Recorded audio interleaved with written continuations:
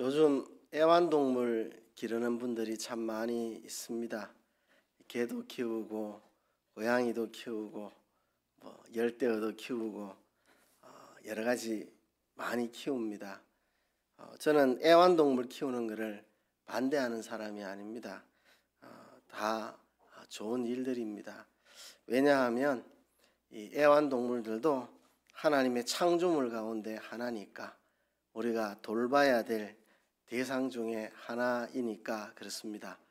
우리는 위로는 하나님을 사랑하고 옆으로는 이웃을 사랑하고 아래로는 만물들을 사랑해야 할 사람입니다. 그러니까 하나님도 우리의 사랑의 대상, 제1순위 사랑의 대상, 그 다음에는 이웃 사람들 2순위 사랑의 대상, 3순위의 사랑의 대상이 만물이니까, 그죠? 이렇게 애완동물 기르는 거 좋은 일이라고 생각합니다. 저도 어릴 때 요즘 같은 애완견 그런 거는 길러본 적이 없고, 그래도 똥개라도 키워보고 그죠? 닭도 키워보고 다람쥐도 키워보고 고양이도 키워보고 건붕어도 키워보고 저도 많이 길러봤습니다. 그게 정서 함량에도 굉장히 도움이 되고 좋은 거라고 생각을 합니다. 근데 가면 갈수록 한 번씩 부정적인 생각이 들어요. 원래는 긍정적인 생각을 가졌는데, 애완동물 키우는 데 대해서 왜 자꾸 부정적인 생각이 조금씩 생기느냐 하면, 살아가면서 이런 이야기를 자꾸 듣기 때문입니다. 애완동물 키우는 사람들 중에 이런 말 하는 분들이 있어요. 내가 왜 애완견 키우는지 아십니까? 사람이 싫어서요. 사람 상대하기 싫어서요. 애완동물은 짜증도 안 내고 화도 안 내고 내하고 트러블 생기는 것도 없고, 그러니까 사람 상대하기 싫고 사람 상대하기 어려워서 그냥 애완동물 키우면서 거기 정붙이고 삽니다. 이런 이야기 하는 분들이 적지 않게 실제로 있어요. 그러니까 그런 이야기를 들을 때마다 자꾸 부정적인 생각이 조금씩 듭니다. 애완동물을 키운다는 자체는 선한 일이고 아름다운 일이고 좋은 일이지만, 애완동물을 기르는 동기와 태도, 그게 문제라고 생각을 합니다. 우리는 하나님께서 공동체로 우리를 창조하셨고 공동체 안에서 살아가게 됩니다.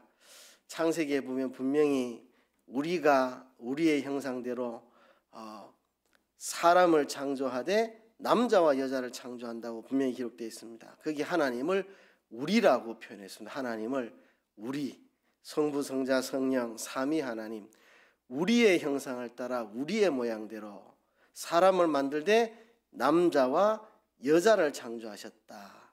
그러니까 하나님은 성부, 성자, 성령, 삼위 하나님으로 존재하십니다. 삼위 하나님 사이에 상상할 수 없는 그런 영화로운 교통이 있고, 그 하나님의 형상을 따라 사람을 지었기 때문에 남자와 여자로 창조하셨습니다. 이 남자와 여자라는 것은 작게는 부부를 이야기할 거고, 좀 더 크게는 가정을 이야기할 거고, 좀 더 크게는 공동체, 우리 사회. 그래서 하나님의 형상대로 지음받은 사람의 모습은 공동체 속에서 함께 살아가는 것입니다. 더불어. 나 혼자 외돌토리로 살아가는 것은 하나님의 형상을 이루어가는 삶이 아닙니다. 하나님이 우리로 계시는 분, 우리가 우리의 형상을 따라 우리의 모양대로 사람을 창조하자. 삼위 하나님이 협력해서 의논해서 우리를 만드셨고, 삼위 하나님의 모의 형상을 따라서 우리를 지었는데, 그게 바로 남자와 여자로 공동체로 살아가도록 그렇게 만드신 거거든요. 그래서 우리는 사람 속에서 태어나서 사람 속에서 이렇게 만들어져 가고 부딪히면서 깎이고 연단되고 세워져 나가는 사람들입니다. 우리가 이렇게 사람 상대하는 것을 싫어하고 거부하고 회피하는 것은 이 성도의 합당한 삶이 아닙니다. 자꾸 사람들이 사람들하고 상대하기 어렵다고, 근데 외롭게 혼자 살기 힘들고 그런 동기 때문에 애완동물을 기른다 그러면 그거는 저는 찬성할 수가 없습니다. 애완동물 키우는 자체는 저는 선한 일이고 아름다운 일이라고 보지만 사람 상대하기 싫어서 사람에게 마음을 닫아버리고 짐승에게 마음을 주는 것은 그거는 옳지 않다고 생각합니다. 우리가 하나님의 형상을 따라 지었고 같이 하나님의 형상대로 지음받은 사람과 교제해야 되는데 이 사람과는 문을 닫고 짐승하고, 그럼 우리가 짐승의 수준으로 내려가서 짐승처럼 되는 거잖아요. 그거는 아니라고 봅니다. 힘들어도 어려워도 우리는 사람 관계 속에서 살아야 됩니다. 물론 이해는 갑니다. 이해는 가요. 인간관계 하다 보면 힘들기도 하고 어떨 때는 참 속상하기도 하고 마음을 닫고 싶은 생각도 생기고 하지요.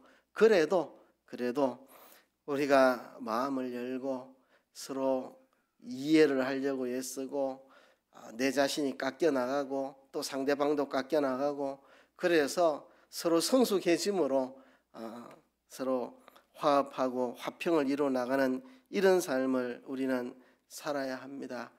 인간관계가 아무리 어려워도 우리가 연단을 받아가면서 아름다운 공동체를 아름다운 인간관계를 만들어 나가야 합니다. 교회가 바로 그런 곳입니다. 교회가. 그래서 우리 사도신경 외울 때 늘 거룩한 공회와 성도가 서로 교통하는 것과 우리는 거룩한 공회, 성도가 서로 교통하는 것을 믿는 사람들입니다. 교회는 그리스도의 몸이고 우리는 그리스도의 몸의 각 지체들입니다. 그렇죠? 나 혼자 존재할 수가 없습니다. 그리스도의 몸의 한 지체로서 내가 존재하는 것이지 나 혼자 존재하는 게 아닙니다.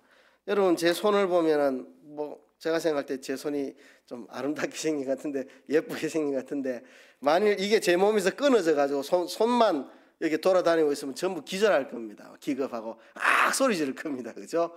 손 하나가 여기 돌아다니고 있으면 그죠? 그러니까요. 이게 몸에 붙어 있을 때 이게 아름다운 것이지. 그죠? 코도 그렇고 눈도 그렇고 이게 누구의 콘지 모르는데 코만 하나 이렇게 돌아다니면 우리 막 소름 끼쳐가지고 막 다 뒤로 자빠질 겁니다. 그죠? 그러니까 그리스도의 몸에 각 지체로 붙어 있을 때 아름다운 것이지 하나씩 떼놓으면 참혹한 모습, 그죠? 그렇습니다.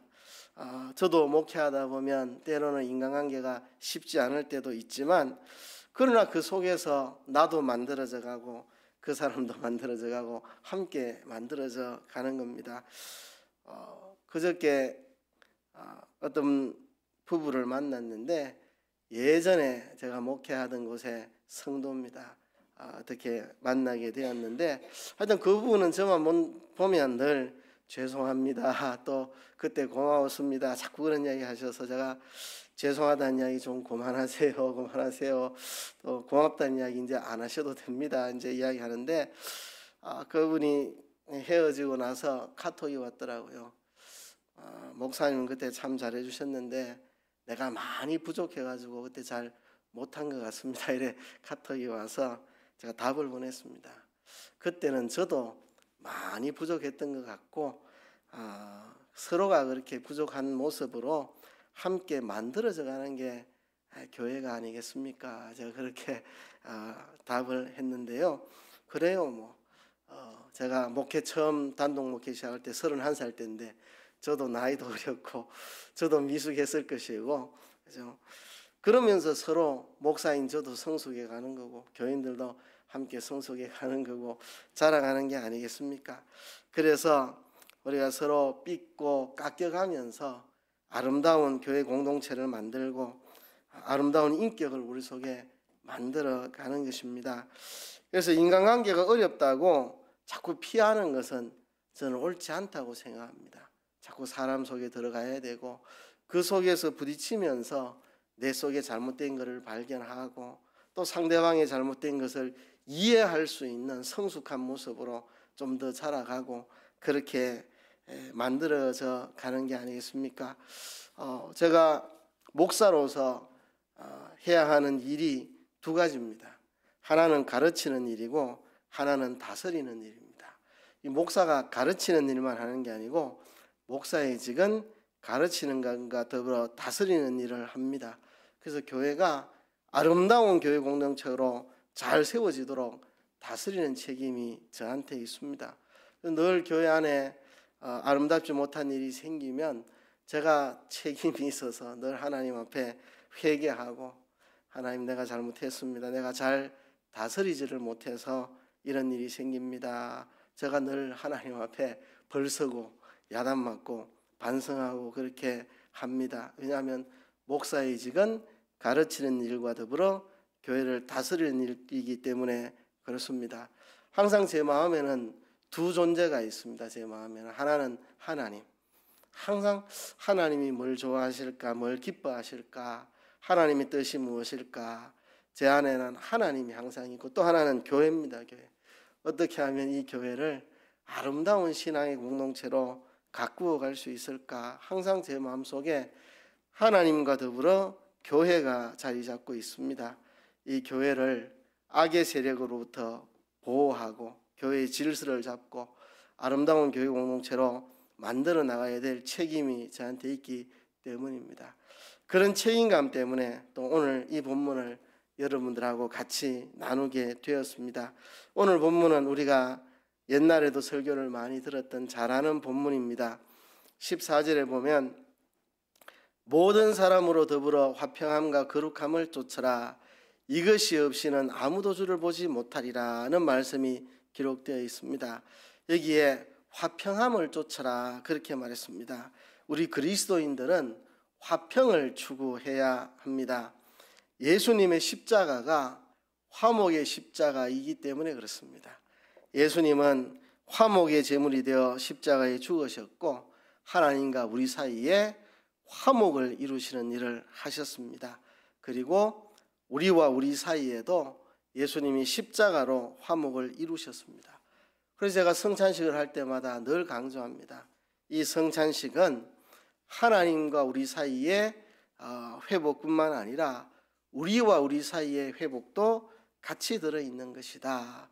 우리가 하나의 떡을 쪼개서 나누어 먹음으로 한 떡에 참여하고 하나의 이 포도주를 나누어 마심으로 우리가 한 피에 참여했고 한 떡에 참여하고 한 피에 참여해서 이것은 우리가 예수님의 십자가 대속 안에서 하나인 것을 표현하는 것이다.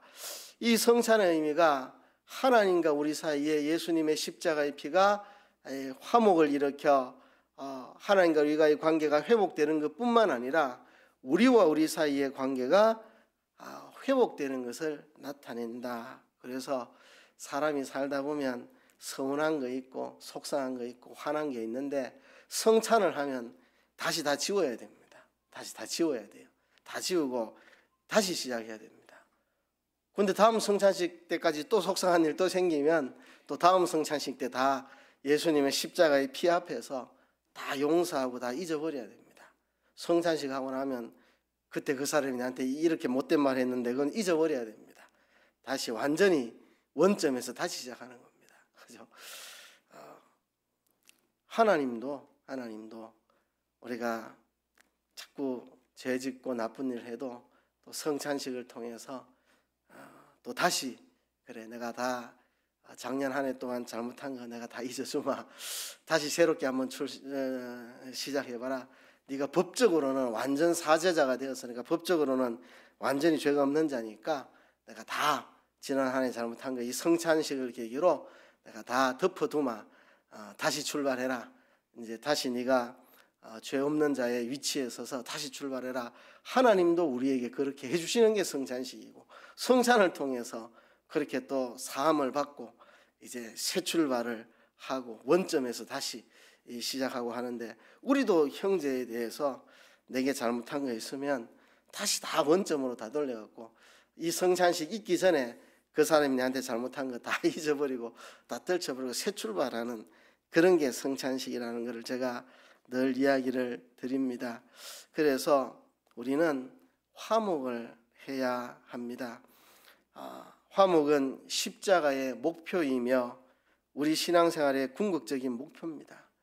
예수님의 십자가의 목표가 화목입니다. 하나님과 우리 사이에 화목을 이루는 것. 우리 신앙생활의 궁극적인 목표가 화목입니다. 하나님과 나 사이에 완전한 화목, 다른 이웃과 만물과도 완전한 화목을 이루는 게 신앙생활의 궁극적인 목표입니다. 화목이 이루어지는 것. 하나님과 나와 화목하고, 내가 내 자신과 화목하고, 이웃과도 화목하고, 만물과도 화목하는 화목을 이루어야 합니다. 이 화목을 이루기 위해서 예수님이 십자가에 우리 대신 희생하여 죽어주셨기 때문에 우리가 예수님의 십자가를 믿는 사람이라면 화목의 힘을 써야 됩니다. 나 예수님 십자가를 믿어요. 나 예수 믿고 구원받았어요. 제사함 받았어요. 감사해요. 근데 그 인간은 꼴보기 싫어요. 이거는 말이 안 되는, 이거는 있을 수 없는 이야기입니다. 예수님의 십자가 대속을 믿는다는 것은 예수님의 화목 제물 되심을 믿는 것이고, 그것을 믿는다는 것은 하나님과 나 사이에 화목을 이룰 뿐만 아니라 다른 사람과의 화목도 이루어가는 삶을 산다는 것입니다. 로마서 12장 18절에도 할 수 있거든 너희로서는 모든 사람으로 더불어 평화하라 그랬습니다. 할 수 있거든. 그러니까 상대방이 끝까지 화목을 하지 않고 나오면 뭐 어떻게 하겠습니까? 그렇지만 나로서는 모든 사람으로 더불어 평화하라고 로마서에서도 가르치고 있습니다. 오늘 본문에 보면 참 곤란한 말이 있죠. 모든 사람으로 더불어 화평함과, 그러니까 모든 사람으로 더불어서 해야 됩니다. 예수 믿는 사람하고도 화목해야 되고, 안 믿는 사람하고도 화목해야 되고, 예수 믿어도 좀 잘못 믿고 있는 사람하고도 화목해야 되고, 내한테 못되게 하는 사람에게도 화목해야 되고, 모든 사람으로 더불어 화평함을 우리는 추구해야 됩니다. 근데 거기서 끝나지 않고 화평함과 거룩함을 쫓으라고 그렇게 말씀을 했습니다. 화목만으로는 부족합니다. 거룩함이 있어야 합니다. 그래서 예수님이 십자가에 죽으신 겁니다. 그렇죠? 화평함과 거룩함이 함께 있어야 하기 때문에 우리의 죄를 그냥 넘어가실 수는 없고, 그렇다고 우리를 죽이실 수는 없고, 예수님이 대신해서 죽어주심으로 하나님의 공의가 만족하고 하나님의 거룩이 만족이 되는, 그래서 하나님의 거룩함에 하나의 손상도 없이 죄인된 우리를 하나님이 받아주실 수 있는 길, 예수님이 우리 대신 죽으시는 길밖에 없습니다. 그렇죠? 죄 지은 우리를 그냥 넘어가면, 죄에 대해서 그냥 넘어가면 하나님의 공의가 허락을 하지 않고 하나님의 거룩이 만족이 되지 않습니다. 죄에 대해서 형벌을 받아야만 하나님의 거룩이 만족하기 때문에 예수님의 십자가는 화평과 거룩을 동시에 이루신 게 예수님 십자가입니다. 죄에 대한 형벌을 낱낱이 다 받으심으로 거룩을 이루시고, 우리 대신 희생하심으로 우리가 죄 사함 받아 하나님과 화목되게 해주시는, 화평함과 거룩함을 다 동시에 만족하는 게 예수님의 십자가입니다. 거긴 희생이 따릅니다. 화평과 거룩함을 동시에 추구하려면 누군가 희생이 돼야 됩니다. 그래서 이런 건 쉽습니다. 그래 화평하자, 없었던 걸로 하자, 뭐 죄라도 상관없다, 나쁜 죄도 상관없다, 이런들 어떠하리 저런들 어떠하리 이러면 희생하지 않고 화목할 수 있습니다. 그리고 이렇게 거룩하면 희생하지 않고 거룩할 수 있습니다. 잘못된 건 내가 다 난도질하고, 잘못된 사람 다 왕따시키고, 잘못된 사람 다 미워하고 다 물리치고, 이렇게 거룩을 추구하면은 내가 희생 안 하고도 거룩을 추구할 수 있습니다. 근데 화평과 거룩을 함께 추구하려면 내 자신의 희생이 있어야 됩니다. 내가 화평을 이루면서도 거룩을 놓치지 않으려고 하면 누군가 죽어야 됩니다. 자기를 죽여야 됩니다. 자존심이 좀 상해도 참고, 그래서 억울해도 좀 참아야 되고, 그렇게 할 때 거룩함도 손상이 되지 않으면서도 화평을 이룰 수 있는 그 길을 가릴 수 있습니다. 제가 이제 예수 처음 믿을 때 왜 이 방법밖에 없었나? 뭐 예수님 십자가에 못 박혀 죽으시고 내가 죄 용서 받아, 내가 구원받아, 나는 좋은데, 근데 예수님이 희생된 걸 생각하니까 마음이 아파가지고 꼭 이 방법밖에 없나? 예수님이 십자가에 죽는 길밖에는 나를 구원할 길이 없나? 이런 생각을 초신자 때 많이 했었습니다. 그 길이 있으면 예수님이 그 길을 가셨겠죠. 그 길이 없으니까, 그죠? 하나님의 공의와 거룩을 만족하면서도 죄인된 우리를 용서하고 받아주시는 화목의 길을 여시기 위해서는 예수님의 십자가의 희생이 없이는 불가능한 겁니다. 그래서 예수님이 십자가에 죽으심으로 화평도 이루시고 거룩도 이루시고 다 이루셨듯이 그 대속의 은혜를 입은 우리들은 화평과 거룩을 같이 이루어 가야 하고, 거기에는 우리의 희생이 따라야 됩니다. 내가 좀 손해보고, 내가 좀 억울하고, 내가 좀 참고, 그런 자기 희생이 있어야만 화평과 거룩을 함께 이루어 갈 수 있습니다. 우리는 세상적인 단합을 하는 게 교회가 아닙니다. 그거는 성경이 우리에게 말하는 화평이 아닙니다. 그리고 나 혼자만 도도한 척, 잘난 척, 거룩을 이루어가는 그것도 독선적인 것이고, 그것도 성경이 말하는 참된 거룩함과는 거리가 멉니다. 우리는 화평한 거룩을 쫓아야 되고 거룩한 화평을 쫓아가야 합니다. 물론 개인주의가 팽배한 현대사회에서는 화평도 쉽지 않고 거룩도 쉽지 않습니다. 너무 개인주의가 팽배해가지고 화평을 이루는 게 참 어려운 일이고, 거룩을 이루는 것도 어렵습니다. 너무 이기주의라, 그죠? 자기만 잘 되면 되고, 그러니까 거룩이 없는 거죠. 이런 개인주의의 팽배로 화평도 추구하기 어렵고 거룩도 추구하기 어려운 그 세상 속에서 우리는 화평과 거룩을 함께 추구해 나가야 되는 사람들입니다. 그래서 우리가 화평과 거룩함을 쫓아야 되는데요, 오늘 본문이 이렇게 말합니다. 이것이 없이는 아무도 주를 보지 못하리라. 이것이 없이는 아무도 주를 보지 못하리라. 화평을 이루면서도 거룩에 손해보지 않는 이 걸음을 걸어가야 우리가 주님을 볼 수 있다, 그렇게 말합니다. 예수님 산상수훈에서도 마음이 청결한 자는 복이 있나니 저희가 하나님을 볼 것이며, 마음이 청결한 자는 하나님을 본다 그랬습니다. 그러니까 화평을 잃지 않으면서도 거룩을 유지해 가는 그런 사람, 그죠? 마음이 청결한 사람, 뭐 거룩과 마음이 청결한 거 비슷한 거죠. 화평을 취하면서도 거룩함을 이루어가는 그런 사람이 주님을 볼 수 있다는 겁니다.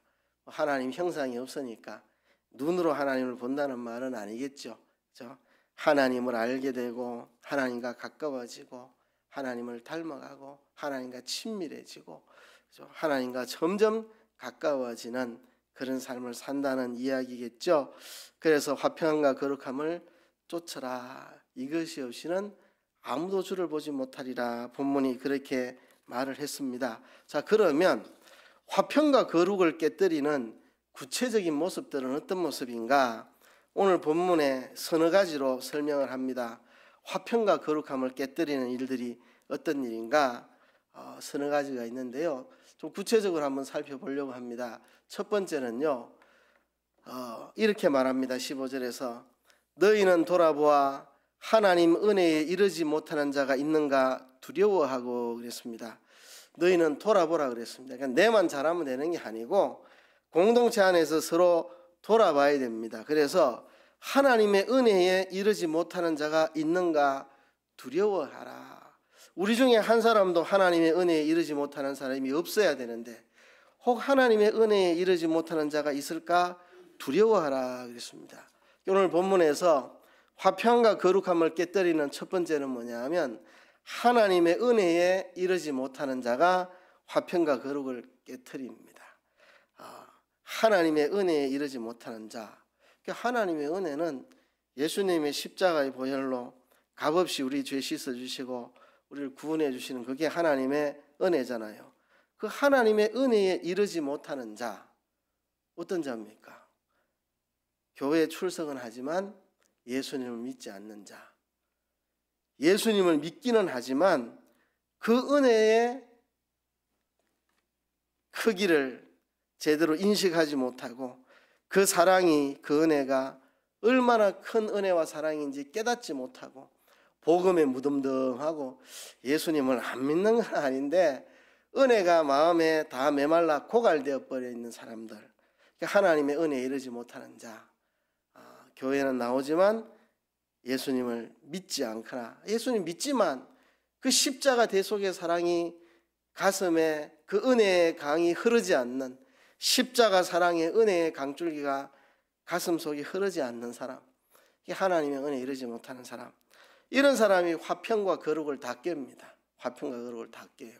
그렇죠? 이 십자가의 은혜에 감격을 해야 화평을 이룰 수 있는데, 은혜가 메마르면, 은혜의 강줄기가 가슴에 완전히 메말라 버리면 그때부터 자꾸 부딪히고 충돌하고 싸우고 대적하고 그렇게 됩니다.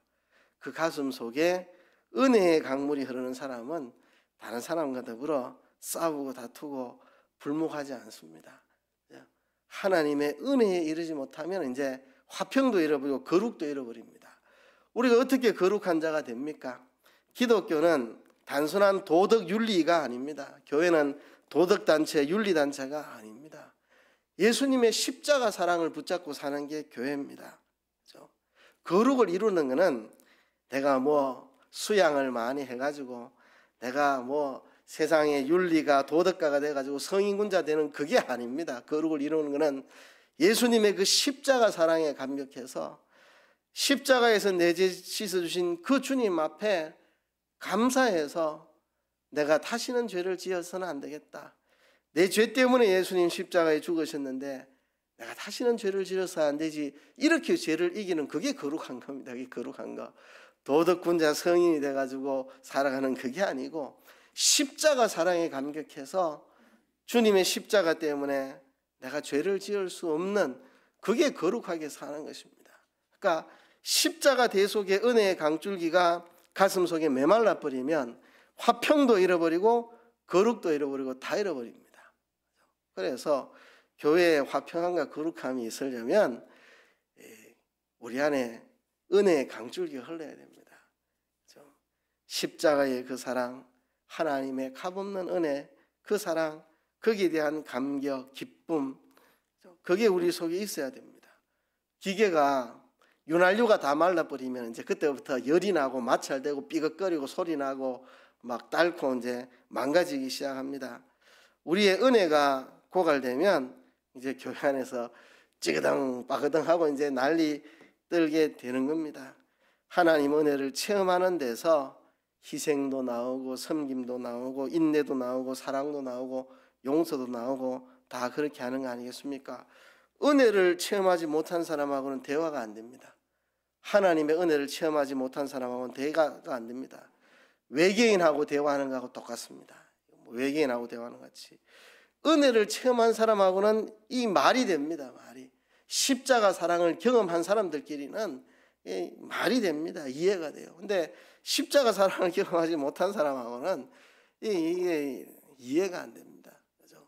왜 그런 상황에 내가 참아야 되는지, 왜 그런 사람을 내가 품어줘야 하는지 은혜를 체험하지 않은 사람하고는 말이 안 되는 겁니다. 말이 안 돼요. 그래서 은혜에 이르지 못하는 자가 있을까 두려워하는 마음으로 서로 돌아봐라. 우리 가운데 한 사람도 하나님의 은혜에 멀어지는 사람이 없도록 서로 돌아봐가지고 그런 사람이 생길까 두려워해라. 우리 가운데 한 사람도 하나님의 은혜에서 멀어지는 사람이 없도록 서로 돌아보아야 한다.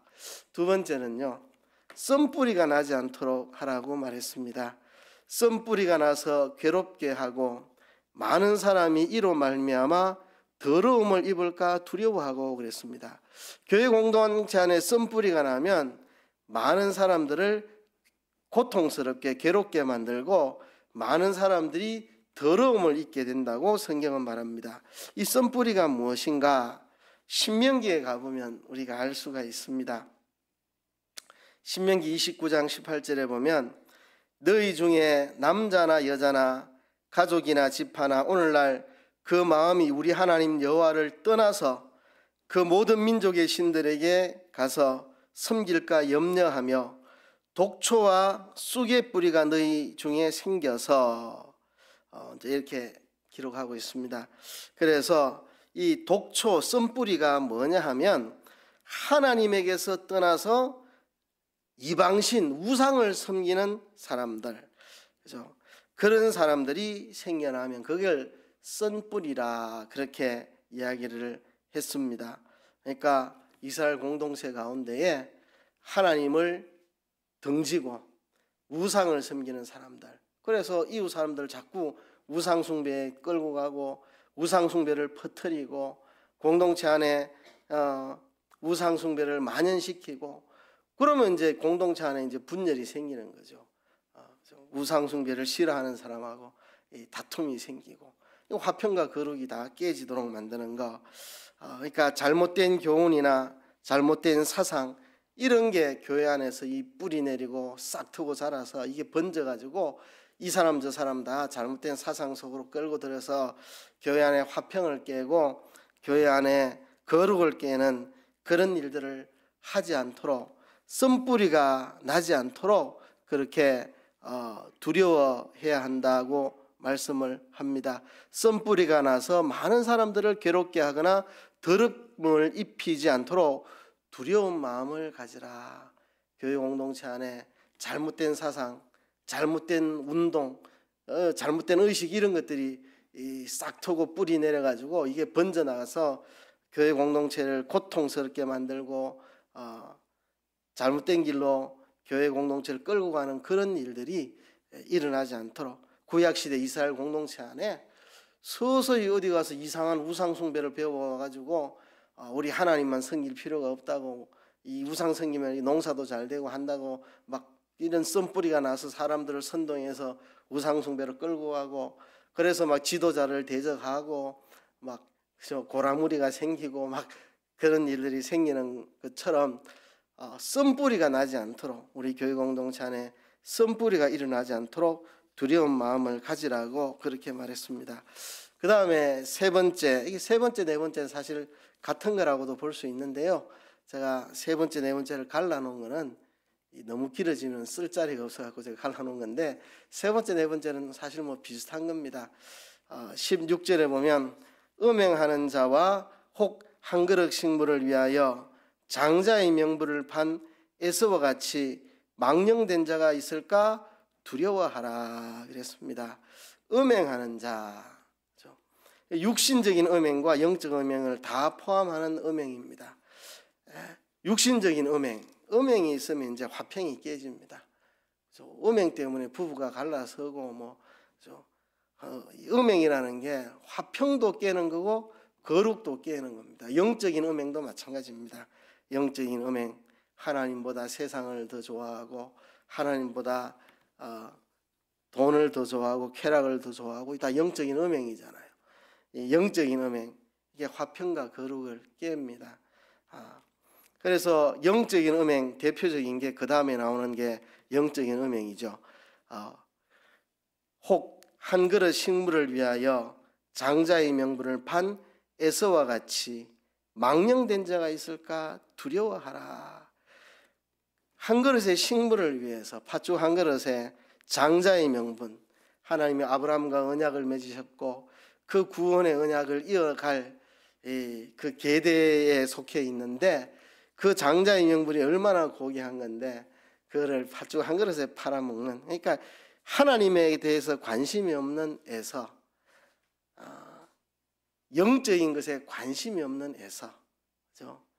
신앙에 대해서, 믿음에 대해서 관심이 없고 그냥 먹는 거, 마시는 거, 노는 거, 세상 것, 쾌락 이런 거를 더 사랑하는 에서, 이 망령된 자죠. 고귀한 것을 팔아서 하자는 것을 사는, 이게 망령된 거죠. 하나님과 하나님에게 속한 것을 팔아가지고 세상 것으로 바꾸어 가지는 거, 이거 망령된 일이죠. 망령된 일. 하늘의 것을 존중히 여기지 않는 거, 영원한 거, 영적인 거, 구원에 속한 거, 신령에 속한 거, 이런 것들을 소중히 여기지 않는 거, 이게 망령된 것입니다.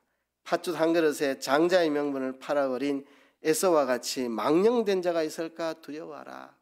그러니까 육신적인 음행과 영적인 음행, 육신적인 음행 말할 거 없고 영적인 음행, 팥죽 한 그릇에 장자의 명분을 팔아먹는 영적 간음이죠. 그렇죠?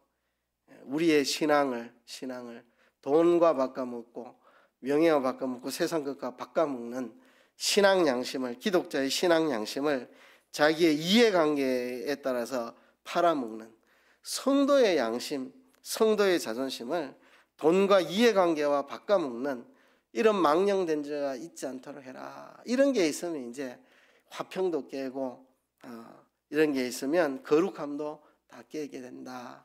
그렇게 본문이 우리에게 말하고 있습니다.